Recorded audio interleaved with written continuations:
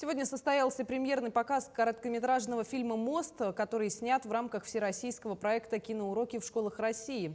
Кинолента предназначена для школьников среднего звена. Всего в рамках проекта будет снято 99 фильмов о нравственных понятиях – доброте, честности, справедливости, дружбе и других.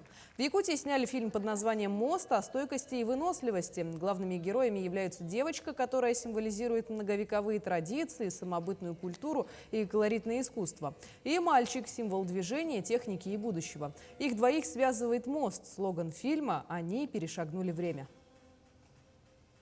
Конечно, это с выносливостью, это со стойкостью, это с жизнелюбием, это с каким-то невероятной красотой внутреннего мира, сохранившей культуру свою, не утерявшей.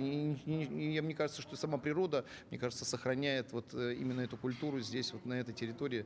И она должна была показана быть, и мы ее, конечно, показали. Перед самим проектом достаточно долго группа, которая работала здесь, выявляла те особенности, которые характерны для Якутии, изучали наших подростков и вот приняли такое решение, что фильм, который будет сниматься в Якутии, он будет говорить прежде всего об объединении культур разных. Мы увидели сегодня новую совершенно Якутию глазами детей, и такую Якутию видит вся страна.